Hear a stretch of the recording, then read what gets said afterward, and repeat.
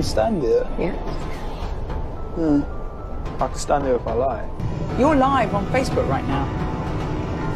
I've got you too. Me too. Me too.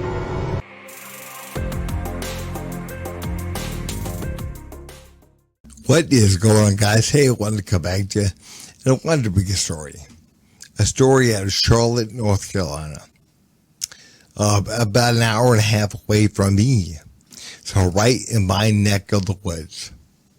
And again, this story happened on August 22nd, 2 weeks ago, this past Friday. And again, the first I heard of it was Friday, 2 weeks afterwards. And why? Why was that the first that I heard of it? Why was that the first that many people have heard of it? Well, because it involved a black perpetrator and a white victim. And again, that does not fit the media narrative. I mean, could you guys just imagine if a white man stabbed a black woman from Haiti, refugee, to death on a train? Could you imagine the media coverage? I mean, again, that's all we'd be talking about. We'd be talking about white supremacy. We'd be talking about white hate. We would be talking about this until, again, man, the end of time. But we're not. Because the victim was white and the perpetrator was black. And I'm going to show you guys, man, what happened. Watch. It's 9:46 p.m. You'll notice right away, this looks like any other ride aboard the Lightrail. People are doing what they do these days, keeping to themselves, scrolling on their phones as they ride along. The man accused in the killing, DeCarlos Brown, is in the red hoodies on the right side of your screen. He appears to be maybe a little emotional, perhaps a little agitated, but nothing disruptive. There's nothing that gets anyone's attention.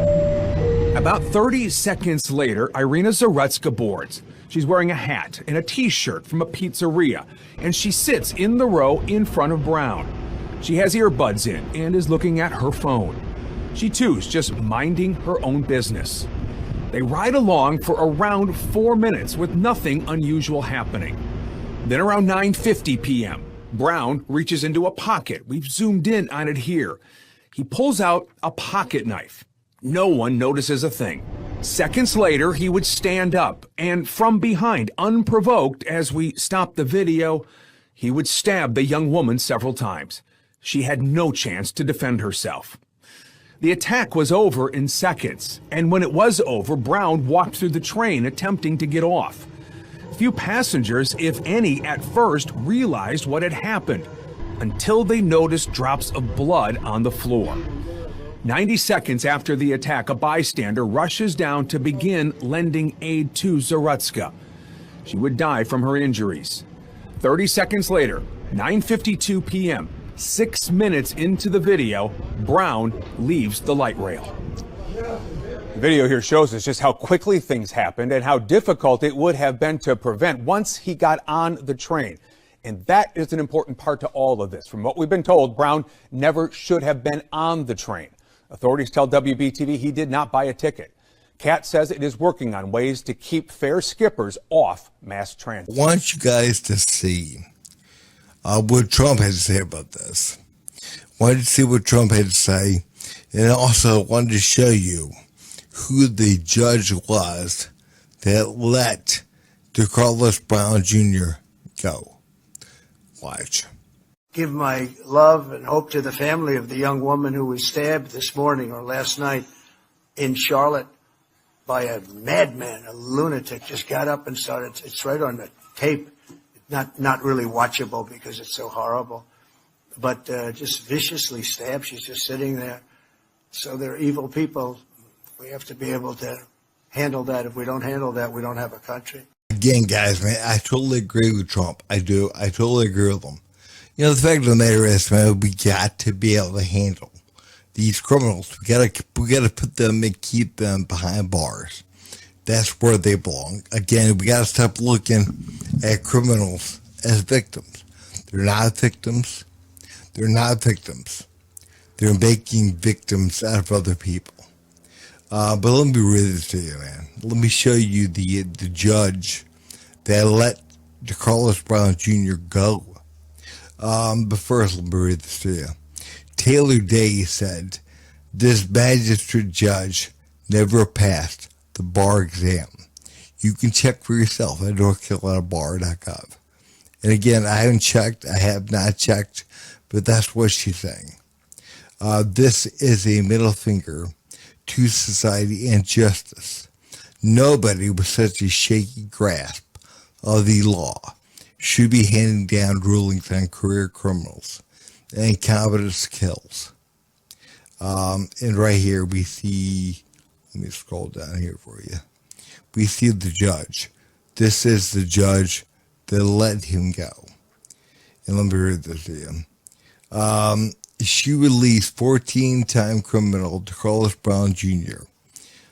She is also the director of operations at Second Chance Services, which is a mental health and addiction clinic in Charlotte.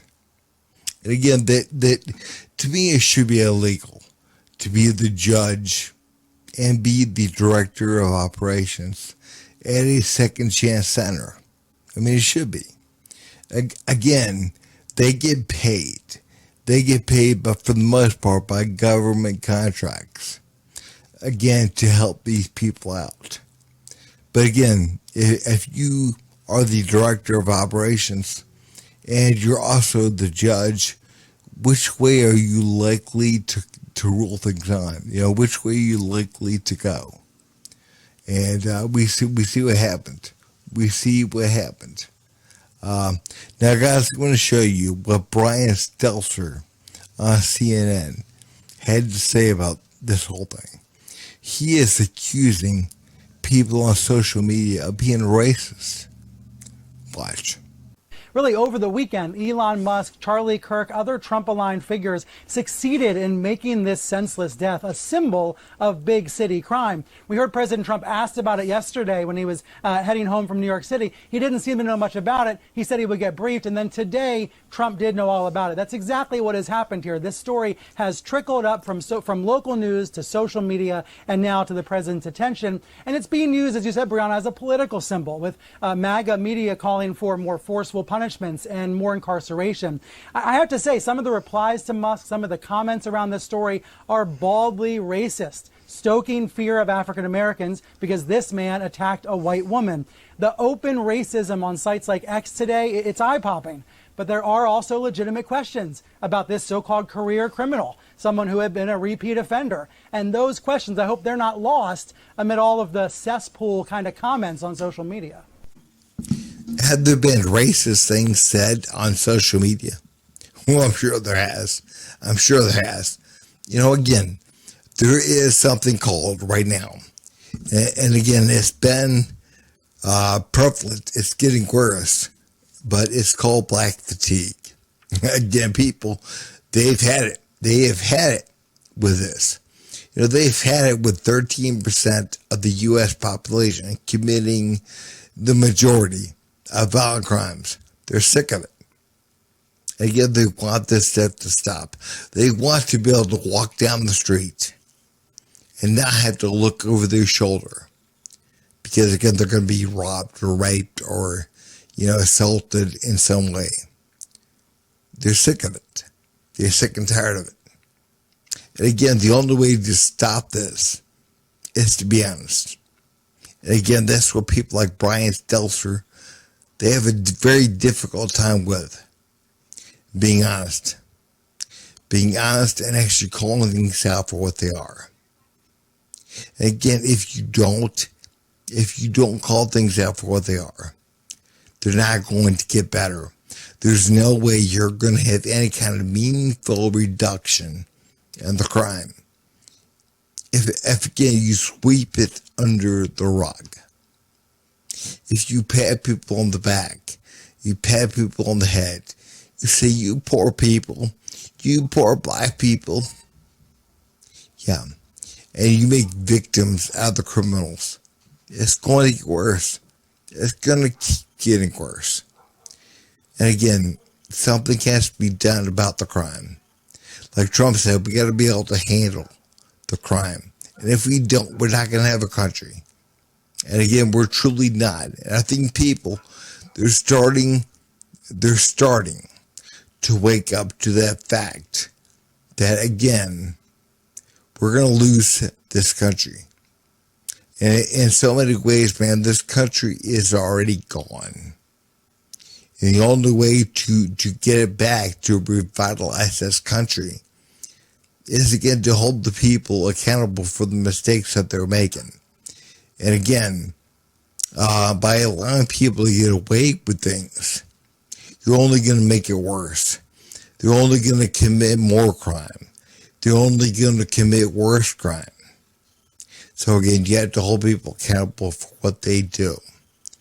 And I'm sorry, but right now, there are a lot of people that are upset that are normally not racist. No, I would say the vast majority of white people, they're not racist. They're not racist at all. You know, again, quite the opposite. But you keep pushing people, things are going to wind up bad. So again, address the problem. Be honest about the problem. That's the only way you can address it. And then hold people accountable for what they do. Don't, again, slap them on the wrist and let them go. No. Lock them up. Again, make them feel the pain of what they inflicted onto other people.